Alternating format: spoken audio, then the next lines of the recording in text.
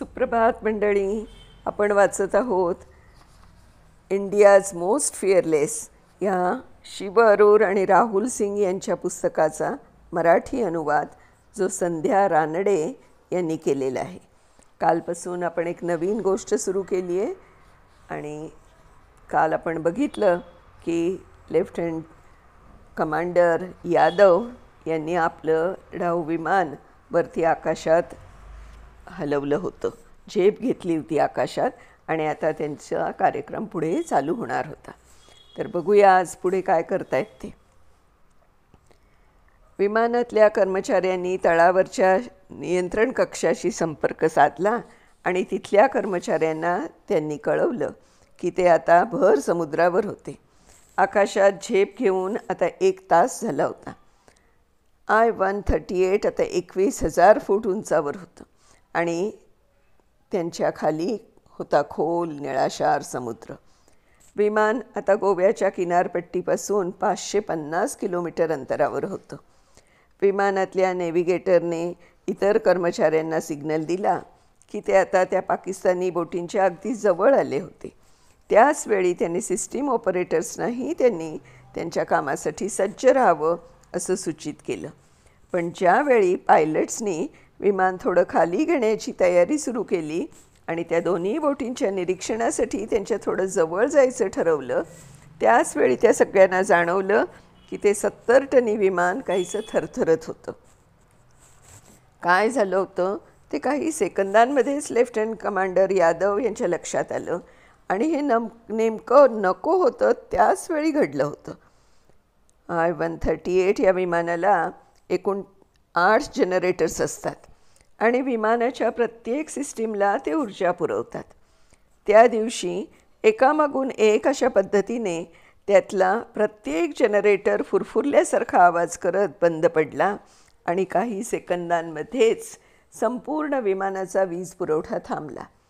त्यामुळे ओघानेच विमानाच्या सर्व सिस्टीम्सही काम करेनाशा झाल्या.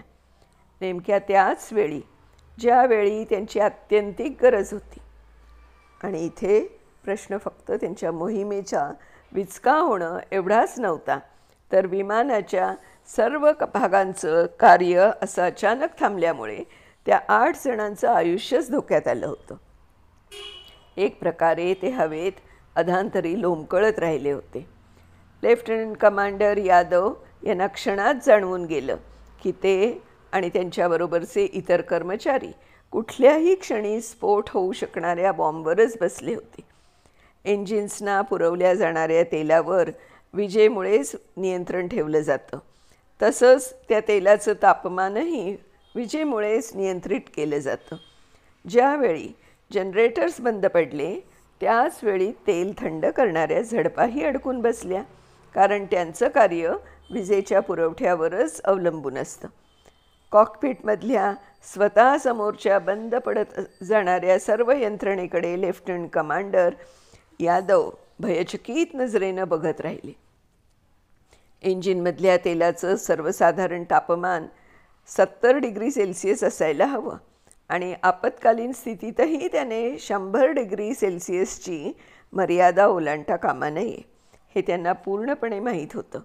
पण त्यांच्यासमोरची यंत्रणा इंजिनमधल्या तेलाने तापमानाची मर्यादा ओलांडल्याची आणि तेलाचं तापमान 150 डिग्री सेल्सिअसच्या वर गेल्याचं दर्शवत होती.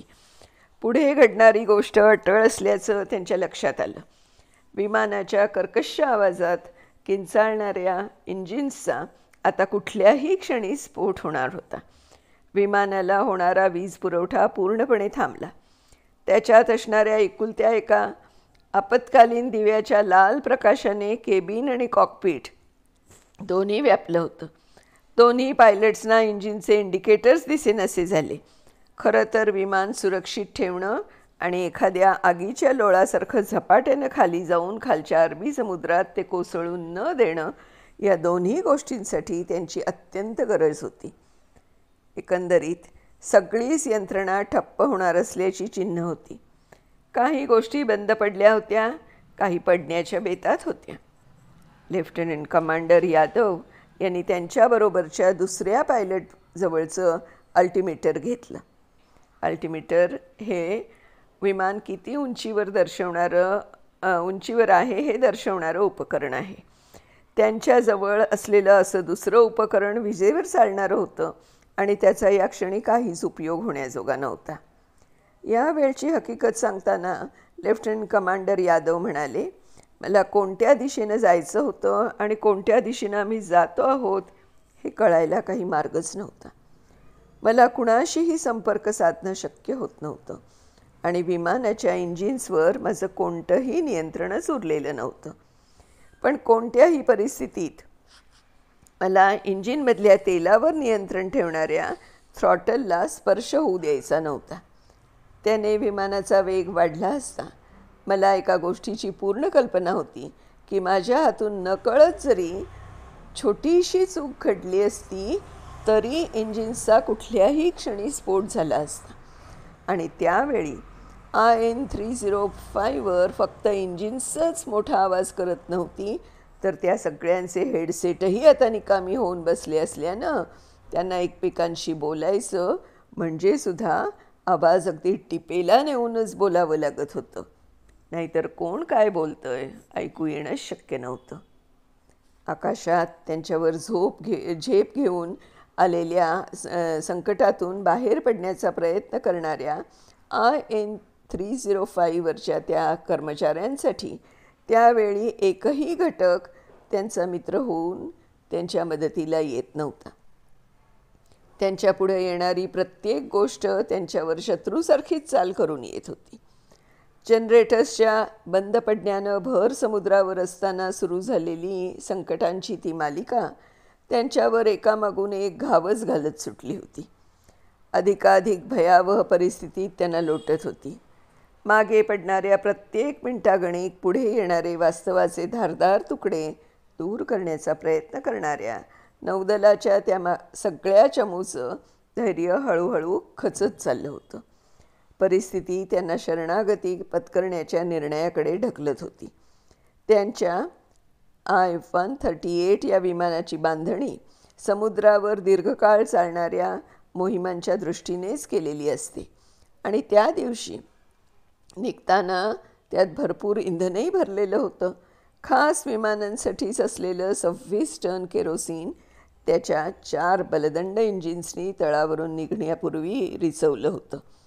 गोव्यातल्या या मोहिमेच्या सूत्रधारांनी पाकिस्तानच्या 2 युद्धनौकांची अगदी जवळून पाहणी त्यांच्या कर्मचाऱ्यांना करता यावी, त्यातले तपशील त्यांना व्यवस्थित टिपता यावेत आणि ते सगळे तळावर सुखरूप परत यावेत या दृष्टीने कुठलीही कमतरता न ठेवता सगळी जय्यत तयारी केली होती.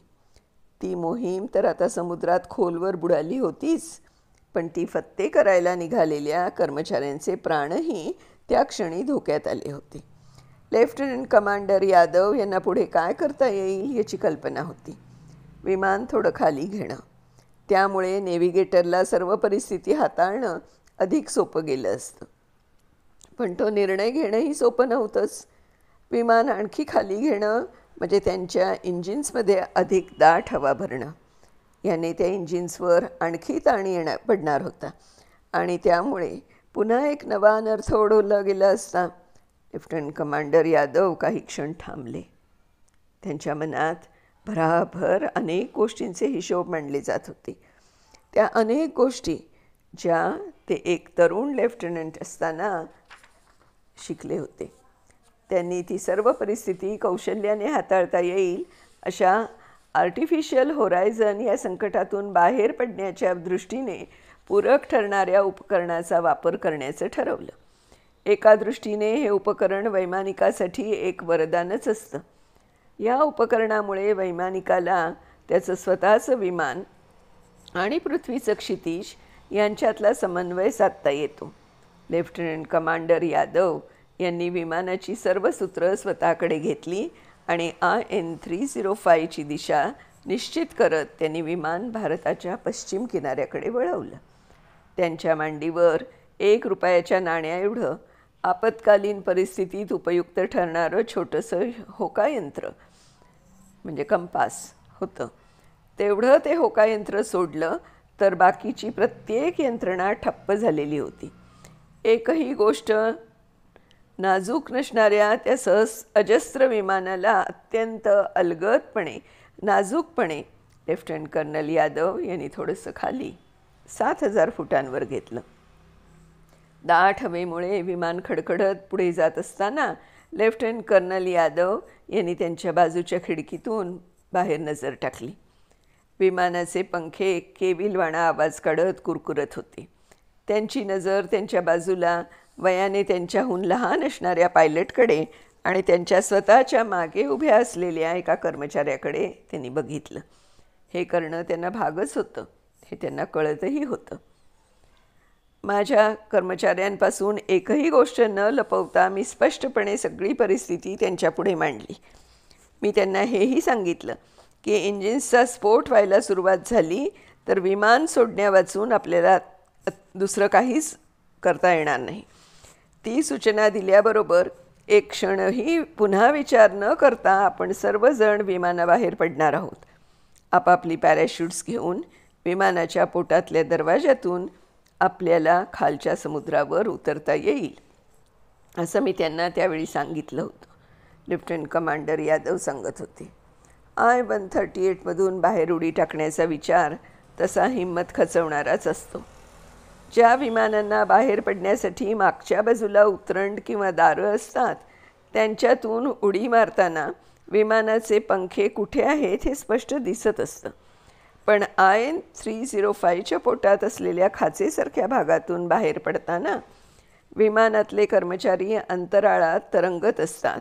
त्यावेळी विमानाच्या दोन्ही पंख्यांच्या आतल्या बाजूला असणाऱ्या पंख्यांचा मधोमध ते खेचले जाऊ शकतात. दोन पंख्यांच्या मध्ये असताना त्यांच्या वेगवान वाऱ्याच्या पुसटशाही झोताने माणूस त्या पंख्याच्या आत एका क्षणात खेचला जातो आणि त्यावेळी त्याची स्थिती महाकाय मिक्सरमध्ये किंवा ब्लेंडरमध्ये सापडल्यासारखी होते. त्या माणसाच्या शरीराचा अंशही शिल्लक राहत नाही. लेफ्टनंट कर्नल यादव यांचे कर्मचारी त्यांच्याकडे बघत राहिले. त्या विमानातली सगळ्यात जास्त अनुभवी व्यक्ती त्यावेळी फक्त तेच होते. त्यांचा शब्द अखेरचा असणार होता. त्यांनी उडी टाकायची सूचना केली तर प्रत्येकाने तिचं पालन करायलाच हवं होतं. त्यांच्या मनात शंका कुशंकांना जागा नव्हती. एकदा अरबी समुद्रात उडी मारल्यानंतर पुढे काय करायचं याचा विचार समुद्रात पडल्यानंतरच त्यांनी करायचा असंही ठरलं. विमानात असलेल्या 4 बॅटरीज विमानाच्या जनरेटर्सनी माना टाकल्यानंतर केविलवाण्या अवस्थेत गेल्या होत्या, पण त्यांच्यात अजून थोडीशी धुगधुगी होती. लेफ्टनंट कमांडर यादव यांनी त्यांचा हाय फ्रिक्वेन्सी रेडिओ ट्रान्समीटर उचलून त्याच्यातून आसपासच्या हवाई तळांवर संदेश पाठवण्याचा प्रयत्न केला. त्यांना आशा वाटत होती की तो संदेश कुठल्या ना कुठल्या तळावरून पकडला जाईल, पण तेवढ्यात त्या बॅटरीचे आपत्कालीन इंडिकेटर्सही शून्याजवळ येऊन थांबले आणि त्याचबरोबर कुणाशी तरी संपर्क साधण्याचा त्यांचा शेवटचा क्षीण धागाही तुटला. बाहेरच्या जगातल्या माणसांच्या कानावर त्यांच्या अडचणी घालता येण्याची शक्यता पूर्णपणे मावळली. त्यानंतर बॅटरीजमधला उरलासुरला जीवही संपला. IN-305 आता कुठल्याही थेट किंवा साठवलेल्या ऊर्जेपासून 100% वंचित झाली. त्यानंतरचा आमचा प्रवास कुठल्याही नियोजनाशिवाय, कुठल्याही यंत्रणेच्या मदतीशिवाय आणि कुणाशीही मदतीसाठी संपर्क साधता न येता सुरू होता. आम्ही सुखरूप राहून परत जाऊ अशी आशा फक्त आमच्या सोबतीला होती. पण त्यातही एक समस्या होतीच. आम्ही सुखरूप परत जाऊ शकलो तरी आम्ही विमान जमिनीवर कसं उतरवू शकणार? लेफ्टनंट कमांडर म्हणाले.